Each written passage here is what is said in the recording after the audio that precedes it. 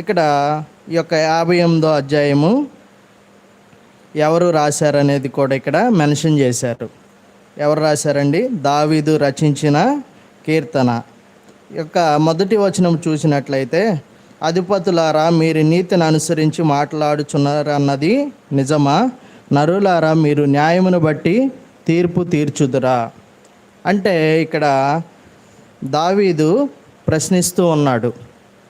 ఎవరిని ప్రశ్నిస్తున్నాడు? అధిపతుల్ని ప్రశ్నిస్తూ ఉన్నాడు. ఈ అధిపతులు ఎట్లాంటి అధిపతులు అంటే దుర్మార్గులైన అధిపతులు. అంటే దుర్మార్గత చేస్తూ ఉన్నప్పటికీ వాళ్ళు అధికారంలో ఉన్నారు. దేవుడు అధికారం ఇచ్చినప్పటికీ వాళ్ళు నీతి న్యాయములను అనుసరించి అధికారం చేసే ఈ యొక్క అధికారులుగా లేరు, దుర్మార్గం చేసే అధికారులుగా ఉన్నారు. ఇటువంటి దుర్మార్గత జరిగించే అధికారులను బట్టి ఒక కీర్తనాకారుడైన దావీదు ఏమంటున్నాడంటే, అధిపతులారా మీరు నీతిని అనుసరించి మాట్లాడుదురు అన్నది నిజమా అని క్వశ్చన్ చేస్తూ ఉన్నాడు. ఎందుకంటే ఈ లోకంలో చూసినట్లయితే దేవుడు ఎంతోమందికి, దేవుని ఎరగని బిడ్డలైనప్పటికీ ఎంతోమందికి క్రైస్తవులను మించిన క్రైస్తవుల్లో కూడా లేని పదవులు అన్యులైన వారికి దేవుడు ఇస్తూ వచ్చాడు. ఈ లోకంలో ప్రపంచంలో అనేకులు ఉన్నారు. అట్లాంటి వారికి దేవుడు ఇచ్చినప్పటికీ ఇక రాజ్యములు అధికారములు అన్నీ ఎవరి చేతిలో ఉన్నాయి? దేవుడి చేతిలోనే ఉన్నాయి. దేవుడే వాళ్ళకి అనుగ్రహిస్తూ వచ్చాడు. కొన్నిసార్లు దేవుడు ఎవరిని వాడుకుంటాడు? అన్ని రాజులను కూడా వాడుకుంటాడు. కోరేషును వాడుకున్నాడు కదా. ఇజ్రాయేలీలు తప్పిపోతూ వచ్చినప్పుడు ఇజ్రాయేల్ జనాంగం దేవుడు ఎవరిని లేపాడు? కోరేషు రాజుని. కోరేషు నా మందకాపరి, నా జనుల్ని తోలుకొనిరా, వాళ్ళని పరిపాలించని చెప్పి దేవుడు లేపాడు. అట్లానే ఈ కాలంలో క్రైస్తవులను కూడా దేవుడు వాళ్ళని సరిచేయడానికి కూడా కొన్నిసార్లు ఆ యొక్క ప్రతికూలమైన గవర్నమెంట్స్ని లేపుతూ ఉంటాడు, ప్రతికూలమైన అధికారులను కూడా లేపుతూ ఉంటాడు. ఇట్లాంటి సమయంలో ఇక్కడ దావీదు జీవితంలో కూడా అదే జరుగుతూ వచ్చింది. అందుకనే మొదటి వచనంలో మీరు నీతిని అనుసరించి మాట్లాడుదురు అన్నది నిజమా?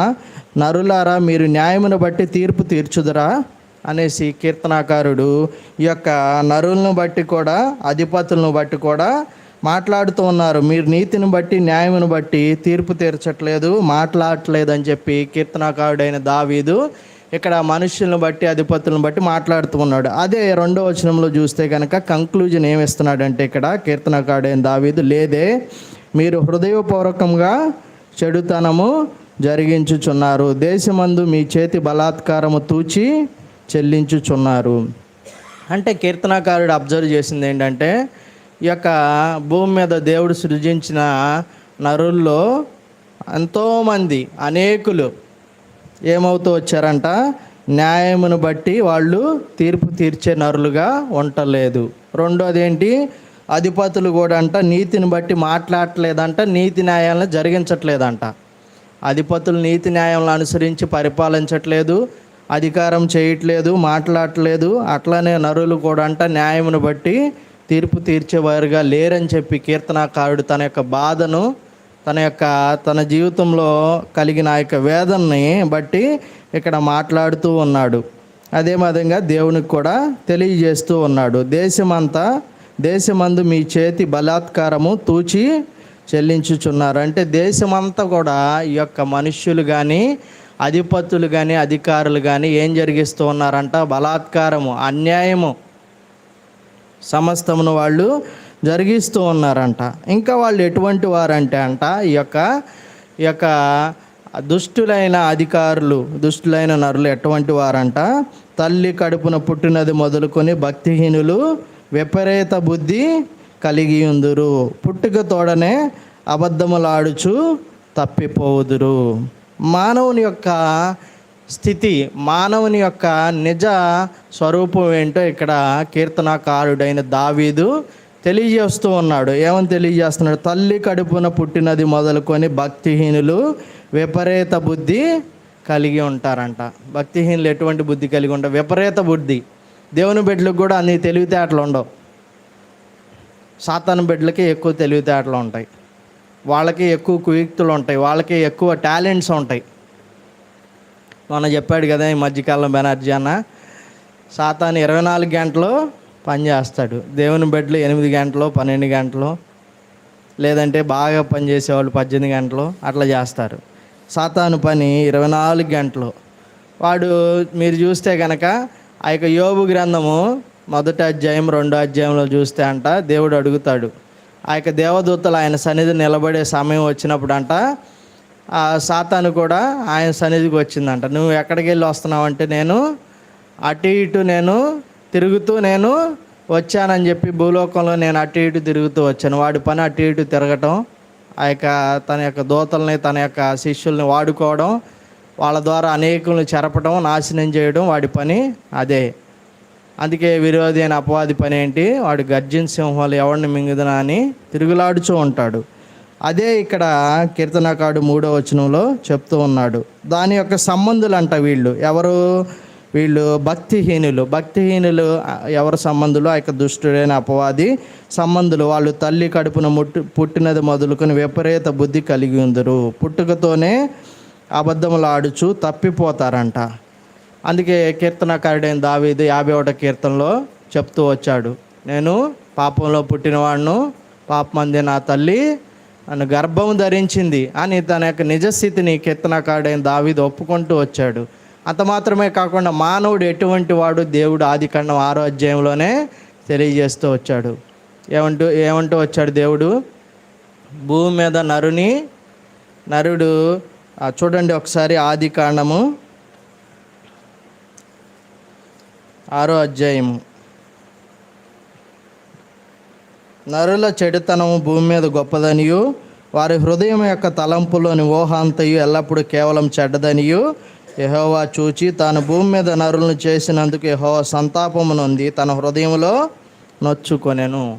అటువంటి విపరీత బుద్ధి కలిగిన వారు మానవులు, ఇటువంటి విపరీత బుద్ధి కలిగిన వారు. అంత మాత్రమే కాకుండా దావీదు కూడా అంటూ వచ్చాడు, ఇటువంటి భక్తిహీనులు ఉన్నారని చెప్పి కీర్తనకారుడైన దావీదు దేవునికి తెలియజేస్తూ ఉన్నాడు. అంత మాత్రమే కాకుండా అంట పుట్టుకతోనే వారు అబద్ధములు ఆడుచు తప్పిపోదురు. నిజంగా మనం చూస్తే కనుక మానవుడు తల్లి గర్భంలోంచి పుట్టిన బిడ్డ చేసే మొట్టమొదటి పని ఏంటి? పాపం ఏంటో చెప్పండి. తల్లి గర్భంలోంచి బయటకు వచ్చిన బిడ్డ చేసే మొట్టమొదటి పాపం అబద్ధాలే ఆడతాడు. దొంగతనం చేయాలంటే కొంచెం ఏజ్ పెరగాల, కానీ అబద్ధాలు ఆడాలంటే 3 సంవత్సరాలు 1 సంవత్సరం కొంచెం నడక నేర్చుకున్నవాడు కూడా అది ఇది తీస్తాడు. తీసావా అంటే తీయలేదంటారు. అందుకే చిన్నప్పుడు స్కూల్లో కూడా మనకి రైమ్స్ నేర్పిస్తారు. ఏమి నేర్పిస్తారు?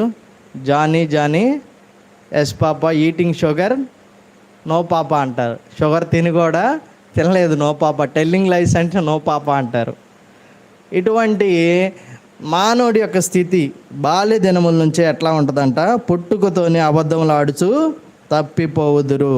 4వ వచనం చూస్తే కనుక వారి అక్కడే చూడండి, యెషయా గ్రంథం 48వ అధ్యాయం 8వ వచనం చూస్తే కనుక, యెషయా గ్రంథం 48వ అధ్యాయము 8వ వచనం. 8వ వచనం 2వ భాగం చూడండి.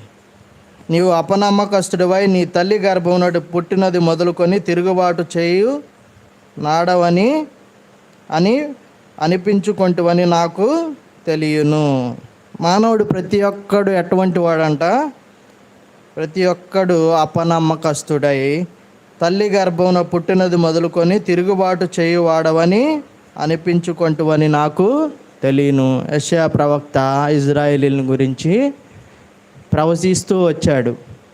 తిరుగుబాటు చేసే స్వభావం కలిగిన వారం, తల్లి గర్భంలో పుట్టింది మొదలుకొని మనం తిరుగుబాటు చేసేవారమని అనిపించుకుంటూ వచ్చిన మనుష్యులము. ఇటువంటి విపరీతమైన బుద్ధి కలిగిన వారం మానవుని యొక్క స్థితి. అట్లానే ఇక్కడ కీర్తన గ్రంథం 58వ అధ్యాయంలోనే 4వ వచనం చూస్తే కనుక, వారి విషము నాగుపాము విషము వంటిది. వారి యొక్క మాటలు కానీ, వాళ్ళ యొక్క చూపులు కానీ, వాళ్ళ యొక్క ప్రవర్తన కానీ, వాళ్ళ యొక్క క్రియలు కానీ, ఇతరులను పడవేయాలనే యొక్క దురుద్దేశాలు కానీ ఎట్లాంటివి అంట? నాగుపాము విషం అంటే. నాగుపాము విషము ఎంత పవర్ఫుల్లో మనకు తెలుసు కదా. ఆ సర్పం కాటు వేస్తే కనుక మనము వితిన్ 20 మినిట్స్లో కనుక ఆ యొక్క ట్రీట్మెంట్ అనేది ఇవ్వకపోతే మానవుడు చనిపోతాడు. అట్లానే వీళ్ళ యొక్క మాటలు బట్టి కూడా ఎన్నో జీవితాలు నాశనం అయిపోతాయి. వీళ్ళ యొక్క ప్రవర్తన బట్టి, వీళ్ళ యొక్క ఆలోచనలను బట్టి, వీళ్ళని బట్టి, క్రియలను బట్టి, వీళ్ళు ఇతరులను పడద్రోయాలని చేసే తలంపులను బట్టి కూడా ఎటువంటి నాగపాము, సర్పము, విషము ఎంతైతే హాని చేసి మనుషులను చంపేస్తుందో వీళ్ళ యొక్క మాటల ప్రవర్తన వల్ల కూడా అంత నాశనం చేస్తారు.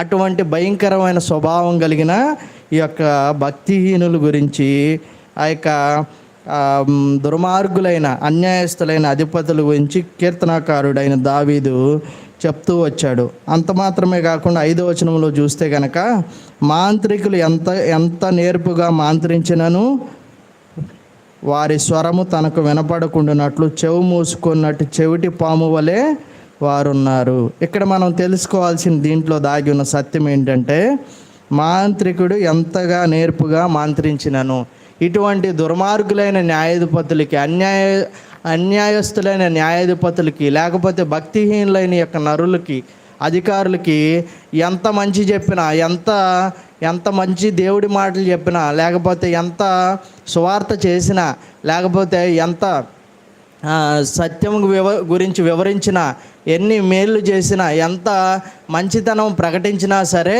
ఎంత ప్రేమ చూపించినా సరే, వీళ్ళంట ఎటువంటి వారంట, ఆ యొక్క చెవు మూసుకున్నట్టు చెవిటి పాము వలె, ఎవరైతే ఆ యొక్క చెవిటి పాము ముందు ఊతారు కదా, ఆ యొక్క పాములు పట్టేవాడు ఏం చేస్తాడు, ఏం ఊతాడు? రాగస్వరం. ఆ యొక్క నాగస్వరాన్ని పట్టుకొని పాములు పట్టేవాడు ఆ చెవులో ఉన్న పాము ముందు ఊతే ఏం చేస్తుంది? అది నాట్యం ఆడిద్ది, ఏదో కొంచెం రెస్పాన్స్ చూపిస్తుంది. అదే కనుక ఆ చెవు మూసుకున్నట్టు లేకపోతే చెవిటి పాము ముందు ఏమన్నా ఊదితే కనుక ఏమన్నా అది రెస్పాన్స్ చూపిస్తుందా? అట్లానే యొక్క అన్యాయస్తులైన న్యాయాధిపతులు, దుర్మార్గులైన, దుష్టులైన అధికారులు కానీ, ఆ భక్తిహీనైన మనుషులు ఎదుట దేవుడి మాటలు చెప్పినా సరే వాళ్ళ యొక్క రెస్పాన్స్, దేవుని గురించి మేలు చెప్పినా సరే, లేకపోతే వాళ్ళకి ఎంత మంచి చెప్పినా సరే, నీతి న్యాయాల గురించి వివరించినా సరే, వాళ్ళు చెవులు మూసుకున్న చెవిటి పాముల వల్లే వారు ఉంటారని కీర్తనాకారుడు ఇక్కడ తెలియజేస్తూ ఉన్నారు. అంత మాత్రమే కాకుండా 6వ వచనం చూస్తే కనుక దావీదు ఏమని అడుగుతున్నాడంటే దేవుణ్ణి ఇక్కడ, దేవా వాళ్ళకి తీర్పు తీర్చు, వాళ్ళకి తీర్పు తీర్చు, వీళ్ళు అన్యాయంగా, అక్రమంగా, దుర్మార్గంగా ప్రవర్తిస్తూ వీళ్ళు నా మీద కూడా దుర్మార్గంగా వ్యవహరిస్తూ ఉన్నారు, కాబట్టి ఇటువంటి వారికి తీర్పు తీర్చని చెప్పి కీర్తనాకారుడైన దావీదు ఇక్కడ 6వ వచనంలో 7వ వచనంలో తెలియజేస్తూ ఉన్నాడు. ఏమంటున్నాడంటే, దేవా వారి నోటి పండ్లను విరిగగొట్టుము, యెహోవా కొదమ సింహముల కోరలను ఓడగొట్టుము. ఇటువంటి అన్యాయస్తులైన, భక్తిహీనులైన మనుషులు, అధికారుల్ని దావీదు ఏమని కోరుతున్నాడు దేవుణ్ణి? వారి యొక్క నోటి పండ్లను విరగొట్టుము. పళ్ళు లేకపోతే మాటలు వస్తాయా అండి? మాటలు రావు. ఎవరైతే అట్లా అన్యాయంగా మాట్లాడుతున్నారు, అన్యాయంగా ప్రవర్తిస్తున్నారు, అన్యాయంగా ఆ యొక్క క్రియలు జరిగిస్తూ ఉన్నారు, అట్లాంటి వాళ్ళ యొక్క పళ్ళు దేవుడిని అడుగుతున్నాడు దావీదు. ఏమని? వాళ్ళ పళ్ళు విరగొడితే వాళ్ళు మాట్లాడలేరు, వాళ్ళు ఏమీ అన్యాయంగా ప్రవర్తించలేరు, అన్యాయంగా మాట్లాడలేరు, ఇవన్నీ చెయ్యరని చెప్పి వాళ్ళ పళ్ళు విరగొట్టమని, తీర్పు తీర్చమని కీర్తనాకారుడైన దావీదు దేవుణ్ణి బతిమలాడుచున్నాడు. అంత మాత్రమే కాకుండా యెహోవా కొదమ సింహముల కోరలను ఓడగొట్టుము. కొదమ సింహాలంటే దేవుడు ఎవరు మనం అనుకుంటే కనుక ఆయన ఎవరు? మన దేవుడిని ఎవరితో పోలుస్తారండి? యోధా గోత్రపు కొదమ సింహం. అది ఒరిజినల్ సింహం. కానీ ఈ లోకంలో ఏ సింహాలు ఉంటాయి? డూప్లికేట్ సింహాలు ఉంటాయి. ధనముతోనూ, అధికారంతోనూ, కులంతోనూ, లేకపోతే వీటన్నిటితో ఈ లోకంలో అధికారం, పెత్తనము చేసే సింహాలు ఉంటాయి. ఇవన్నీ ఏ సింహాలు? డూప్లికేట్ సింహాలు ఇవన్నీ. ఈ కొదమ సింహాల కోరలను ఏం చేయమని అడుగుతున్నాడు దావీదు దేవుణ్ణి? ఓడగొట్టుము. ఆ యొక్క సింహానికి ఎక్కడ బలం ఉంటుందండి? ఆ యొక్క కోరలు ఉంటేనే కదా బలము. వేటాడి చంపేది, తినగలిగేది. ఆ యొక్క బలాన్ని దావీదు ఆ యొక్క బలాన్ని నువ్వు తీసివేయని దేవుడిని బతిమలాడుచూ ఉన్నాడు.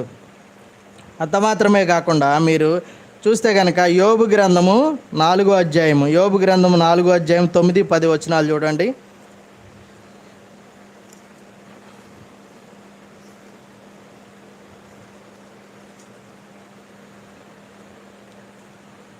దేవుడు ఓదగా వారు నశించుదురు, ఆయన కోపాగ్ని శ్వాస వలన వారు లేకపోవుదురు. సింహపు గర్జనయు క్రూర సింహపు శబ్దమును నిలిచిపోవును, కొదమ సింహముల కోరలను విరిగిపోవును. ఎవరైతే అన్యాయంగా అక్రమంగా ఎవరైతే దుర్మార్గంగా ప్రవర్తిస్తూ ఉంటారో, లేకపోతే ఎవరైతే నీతి న్యాయాలను అనుసరించి నడుచుకోరో, వీటన్నిటికీ దేవుడు ఏం చేసేవాడిగా ఉన్నాడు? తీర్పు తీర్చేవాడిగా ఉన్నాడు. కాబట్టి ఈ యొక్క దేవుడు తీర్పరిగా ఉన్నాడు. ఆయన యొక్క తీర్పులు ఏమైనవి? సత్యమైనవి, న్యాయమైనవి, యథార్థమైనవి. మనుషులు తీసే తీర్పులు ఎట్లా ఉంటాయండి? డబ్బులు తీసుకొని అన్యాయాన్ని న్యాయంగా మారుస్తారు, న్యాయాన్ని అన్యాయంగా మార్చేస్తారు, తిప్పేస్తారు. కానీ దేవుడికి లంచం ఇచ్చేవాళ్ళు కానీ, ఆయన్ని బురిడి కొట్టించేవాళ్ళు కానీ, దేవుడికి కహానీలు వినిపించేవాళ్ళు కానీ ఎవరు లేరు, ఉండలేరు కూడా. అంత మాత్రమే కాకుండా చూస్తే కనుక ఆ యొక్క 7వ వచనం చూస్తే కనుక, పారు నీళ్ళ వలె వారు గతించిపోవుదురు, అతడు తన బాణములు సంధింపగా అవి తునకలై పోవును. పారు నీళ్ళు వరదలు వస్తే ఏముంటాయి? ఇప్పుడు కృష్ణానది ఉంది, బాగా వరదలు వచ్చినాయండి, ఏముంటాయి? విపరీతంగా నీరు పొర్లుతాయి. ఇంకా వల్ల కాదండి అని గేట్లు కూడా ఏం చేస్తారు? ఎత్తేస్తారు. ఎండాకాలం వస్తే ఏమైద్ది? లేకపోతే నీళ్లు ఎవాపరేట్ అయితే ఏమవుతాయి? నీళ్ళకనేది ఒక పర్మనెంట్ ఒక పొజిషన్ కానీ, దాని యొక్క స్టెబిలిటీ అనేది కానీ ఉండదు. ఒక రాతి ఉంది, రాయిని తీసుకెళ్ళి కొండ ఉంది, కొండ ఎన్నాళ్ళైనా అట్లానే ఉంటుంది. కదిలిద్దా అండి? కదలదు. కానీ నీరేమైద్ది? కొంచెం ఎండ వస్తే నీళ్ళు ఆవిరైపోతాయి. అంత మాత్రమే కాదు, కొంచెం ఎటువైపు పల్లం ఉంటే అటు నీళ్ళు వెళ్ళిపోతాయి. అట్లానే ఇటువంటి వారి పరిస్థితి ఎట్లా ఉండిద్దంట? వారు నీళ్ళు వలె గతించిపోతారు, అతడు తన బాణములు సంధింపగా అవి తునకలై పోవును. దేవుడు, లేకపోతే కీర్తనాకారుడైన దావీదు దేవుని సహాయమును పొంది, దేవుని యొక్క సహాయం చేత అతను బాణములు ప్రయోగిస్తే గనక ఏమవుతాయి అంట? అతడు తన బాణములు సంధింపగా అవి తునకలైపోవును. దుష్టుడైన వాడు ఎన్ని బాణాలు వేసినప్పటికీ ఆ బాణాలు ఏమైపోతాయి అంట? తునకలైపోతాయి. అదే దేవుని నమ్ముకున్నవాడు వేసే బాణాలు ఎట్లా ఉంటాయి? అవి చీల్చివేస్తాయి. కాబట్టి దుష్టుడు తలంచే దుష్ట కార్యాలు వాటిలో ఏ ఒక్క విజయం అనేది కూడా దేవుడు ఇవ్వడు అనేది ఇక్కడ తెలియజేస్తూ ఉన్నాడు. అట్లానే ఆ యొక్క దుష్టులకు సంభవించే ఆ యొక్క తీర్పు ఎట్లా ఉండిద్దో కూడా 8, 9 వచనాల్లో కూడా రాయబడి ఉంది. ఈ యొక్క 6, 7, 8, 9 4 వచనాల్లో దేవుడు వాళ్ళకి విధించే తీర్పు ఎటువంటిదో ఇక్కడ కీర్తనకారుడు తెలియజేస్తూ ఉన్నారు. 8వ వచనం చూస్తే కనుక, వారు కరిగిపోయిన నత్త వలె యుందురు, సూర్యుడు చూడని గర్భస్రావం వలె నుందురు. కరిగిపోయిన నత్తను తీసి కనుక నీళ్ళల్లోంచి రోడ్డు మీద పెట్టండి, ఎండాకాలం పెడితే కనుక గంటలో ఏమవుతుంది? ఆ ఎండకి ఆ యొక్క నత్తలో ఉన్న ఆ యొక్క జీవం అంతా ఏమైపోద్ది? నీళ్ళ వలె బయటకు వచ్చేస్తుంది. ప్రాణం లేక చచ్చిన దాని వలె ఉంటుంది. అట్లానే ఈ యొక్క దుష్టులైన లేకపోతే భక్తిహీనులైన ఈ యొక్క మనుషుల స్థితి కూడా అట్లానే ఉండిద్ది. అంత మాత్రమే కాకుండా సూర్యుని చూడని గర్భస్రావం వలె నుందురు. సూర్యుని చూడని గర్భస్రావం వలె అంటే ఆ యొక్క దుష్టుల యొక్క సంతానం ఏమైందంటే ఈ యొక్క భూలోకంలో కూడా రాలేదు. దేవుడు వారికి గర్భంలో ఉన్నప్పుడే వాళ్ళకి తీర్పు తీరుస్తాడని చెప్పి ఇక్కడ కీర్తనాకారుడైన దావీదు తెలియజేస్తూ ఉన్నాడు. 9వ వచనం చూడండి. అట్లానే మీ కుండలకు ముళ్ళ కంపల సెగ తగలక మునిపే అది పచ్చిదైనను ఉడికినదైనను ఆయన దాన్ని నెగరగొట్టుచున్నాడు. అంటే వీళ్ళకి తిండి కూడా లేకుండా చేస్తాడు దేవుడు. వాళ్ళు వండుకుందామని తెచ్చి వండుకుంటున్నా సరే, అది ఉడికినా సరే ఉడకకపోయినా సరే అది ఏమైపోద్దంట, దేవుడు దాన్ని ఎగరగొడుతున్నాడు. అంటే అది దేవుడు దాన్ని లేకుండా చేస్తాడు. ఏంటంటే వండుతారు కానీ పాపం కుక్క పిల్లి వచ్చి ఏం చేస్తుంది, శుభ్రంగా తినేస్తుంది. దేవుడి యొక్క అనుమతి లేకుండా ఒక నీళ్లు తాగుతాడండి? దేవుడి యొక్క అనుమతి లేకుండా తలలో ఎంట్రికైనా ఒకటి రాలిద్దా? లేదు. ప్రతి ఒక్కటి సమస్తము దేవుడి అనుమతి లేకుండా ఏ మానవుడు కూడా బ్రతకలేడు అనేది మనందరికీ స్పష్టమే. అంత మాత్రమే కాకుండా 10-11 వచనాలు చూస్తే కనుక, ప్రతిదండన కలుగగా నీతిమంతులు చూచి సంతోషించుదురు. ఇక్కడ కీర్తనాకారుడైన దావీదు తాను కలిగి ఉన్న ఆ యొక్క విజయ అనుభవాన్ని ఇక్కడ తెలియజేస్తూ ఉన్నాడు మనందరికీ. ప్రతిదండన కలుగుగా నీతిమంతులు చూసి సంతోషించుదురు. భక్తిహీనుల రక్తంలో వారు తమ పాదములు కడుగుకుందురు. నీతిమంతులు ఏం చేస్తారంట? భక్తిహీనుల రక్తంలో వారి యొక్క పాదాలనంట కడుక్కుంటారంట. ప్రతిదండన దేవుడు తీరుస్తాడు. ఆ యొక్క దుష్టులైన వారికి, భక్తిహీనులైన వారికి దేవుడు ఖచ్చితంగా ప్రతిదండన తీరుస్తాడని చెప్పి కీర్తనాకారుడైన దావీదు తెలియజేస్తాడు. అక్కడే కనుక మనం క్లుప్తంగా ముగించుకుందాం. ఇర్మియా గ్రంథం 11వ అధ్యాయం 20వ వచనం చూడండి. ఇర్మియా గ్రంథము 11వ అధ్యాయము 20వ వచనము. 11:20. నీతిని బట్టి తీర్పు తీర్చుచు జ్ఞానేంద్రియములను హృదయమును శోధించువాడు సైన్యములకు అధిపతి అయిన యెహోవాయే. యెహోవా, నా వ్యాజ్య భారమును నీ మీదనే మోపుచున్నాను, వారికి నీవు చేయు ప్రతి దండనను నన్ను చూడనిమ్ము. ఇక్కడ ఇర్మియా ప్రవక్త దేవుడితో ఇక్కడ చెప్తూ ఉన్నాడు. ఏమని చెప్తున్నాడు అంటే, భక్తిహీనులకి నీవు చేసే ప్రతిదండను నన్ను చూడనిమ్మని చెప్పి అని ఇక్కడ ఇర్మియా ప్రవక్త దేవునికి చెప్తూ ఉన్నాడు. ఎందుకంటే దేవుడు ఎటువంటి వాడు అంటే, నీతిని బట్టి తీర్పు తీర్చుచు జ్ఞానేంద్రియములను హృదయమును శోధించువాడు. ఆయన గురించి, మనుషుల గురించి, ఆయనకి ఎవరిని గురించి కూడా దేవుడికి సాక్ష్యం ఇవ్వాల్సిన పని లేదు. ఆయన జ్ఞానేంద్రియాలను హృదయమును ఆయన శోధించువాడు, సైన్యములకు అధిపతియగు యెహోవాయే. అందుకనే కీర్తనాకారుడైన దావీదు ఎట్లయితే ఇర్మియా కూడా ఇక్కడ ఏం చేస్తున్నాడు, వ్యాజ్య భారం అంట ఎవరి మీద మోపుతున్నారంట?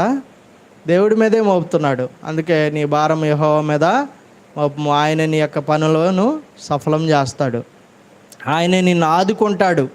ఈ దినమున నువ్వు ఏ సమస్యలో ఉన్నావు, ఏ పరిస్థితిలో ఉన్నావు, ఏ బలహీనతలో ఉన్నావు, ఏ అనారోగ్యంలో ఉన్నావు, ఏక కుటుంబ సమస్యలో ఉన్నావు, ఏక ఆర్థిక సమస్యలో ఉన్నావు, లేకపోతే ఏ పరిస్థితిలో ఉన్నప్పటికీ మన భారంని ఎవరి మీద మోపాలండి?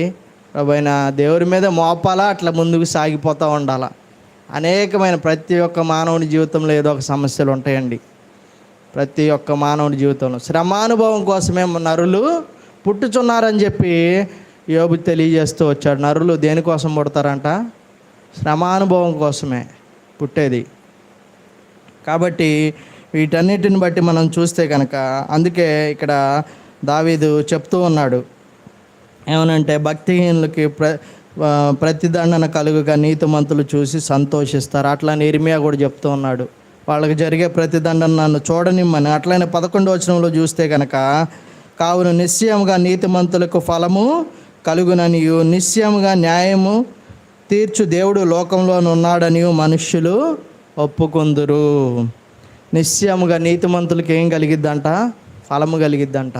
నేను ఎంత నీతి చేస్తానని ఈ లోకంలో వాళ్ళు అంత అన్యాయం, అక్రమంగా, దుర్మార్గం జరిగించి అంత ధనాన్ని కూడబెట్టుకుంటున్నారే, ఆ ఏట్లో ఇసుక దన్నుకుంటున్నారే, లేకపోతేనేమో వ్యాపారాల్లో కాంట్రాక్టులు తీసుకుంటున్నారే, లేకపోతేనేమో అన్నీ తీసుకుంటున్నారే, లేకపోతే అన్నీ చేస్తున్నారే, అన్నీ చేసి ఎంత ధనంగా సంపాదిస్తున్నారు. వాళ్ళు ఎట్లా ఉన్నారే, నేను నీతి చేస్తా, న్యాయం చేస్తా, ఎంత చేస్తున్నా సరే నాకు ఈ దినానికి తినటానికి కూడు దొరకట్లేదని నేను అనుకోవచ్చు. కానీ దేవుడు ఏం చేస్తాడండి? నీతిమంతులకి ఖచ్చితంగా ఫలాన్ని ఇస్తాడు. ఈ దినమే నీకు కలగకపోవచ్చు, కానీ ఒకానొక దినం మనందరికీ పరమాకాశంలో ఆ యొక్క తండ్రి అయిన దేవుని సింహాసనం ఎదుట నీకు నాకు మనందరికీ ఏం కలిగిద్దండి? ఫలము కలిగిద్ది. అంత మాత్రమే కాదు, దేవుడు ఆ యొక్క నీతిమంతుల పిల్లలు విడువబట్టి ఆయన్ను, నీతిమంతుల సంతానం భిక్షం ఎత్తుట ఆయన్ను నేను చూచి ఉండలేదని చెప్పి ఎవరు చెప్తూ వచ్చాడు? దావీదు చెప్తూ వచ్చాడు. దేవుడు ఈ దినం నీకు ఆశీర్వాదం లేకపోవచ్చు. ఒకానొక దినం దేవుడు ఈ ఇహపరంగాను పరమందుగాను 2 విధాలుగా నీ గర్భఫలాన్ని, సంతానాన్ని అందరినీ దేవుడు ఆశీర్వదించేవారుగా ఉన్నాడు. కాబట్టి అంత మాత్రమే కాదు, నిశ్చయముగా న్యాయము తీర్చి దేవుడు లోకంలో ఉన్నాడని మనుష్యులు ఒప్పుకుంటారు. ప్రతి మోకాలు ఆయన నామమున వంగుతుంది అని దేవుడు, ప్రతి నాలుక ఆయనే దేవుడని ఒప్పుకున్నట్లు మానవుల్ని దేవుడు ఈ లోకంలో ఉన్నాడని, ఆయన నీతి న్యాయాలు జరిగిస్తున్నాడని, ఆయన తీర్పు తీరుస్తున్నాడని మనుషులందరూ తెలుసుకుంటారు. అందుకే ఇక్కడ కీర్తన గ్రంథం 92 అధ్యాయం 15 వచనం చూసి ముగించుకుందాము. కీర్తన 92 15 వచనం.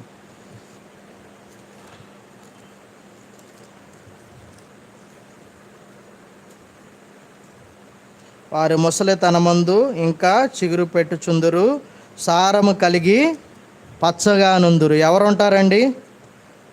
ఎవరుంటారు?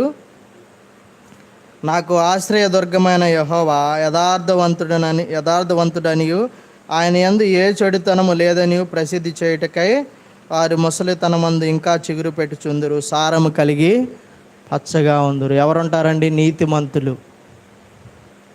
కాబట్టి దేవుడి దినాన్న యొక్క ఉదయకాల సమయంలో కీర్తనల గ్రంథం 58 అధ్యాయం ద్వారా మనతో సూటిగా స్పష్టంగా మాట్లాడుతూ ఉన్నాడు. కాబట్టి మనం ఇలాగున మన యొక్క చెడుతనమును, మన యొక్క భక్తిహీనతను, మన యొక్క ఆ యొక్క దుర్నీతిని కనుక విడిచిపెట్టి మనం నీతిగాను యథార్థంగాను న్యాయవంతులుగా మనము జీవించినట్లయితే మన జీవితంలో కూడా దేవుడు ఫలమిచ్చే వాడిగా ఉన్నాడు. అలాగున మనం జీవించడానికి దేవుడు కృప చూపి ఈ దినమంతయు మన పనుల్లోను ప్రయాణాల్లోనూ చేయి సమస్తమైన కార్యాల్లో దేవుడు సహాయం చేసి మనల్ని విజయంతో మనల్ని ముందుకు నడిపించును గాక. దేవుడి యొక్క మాటలు మనందరి వెనుకడిలో దీవించి ఆశీర్వదించి ఫలింపజేయును గాక. ప్రార్థించుకుందామండి.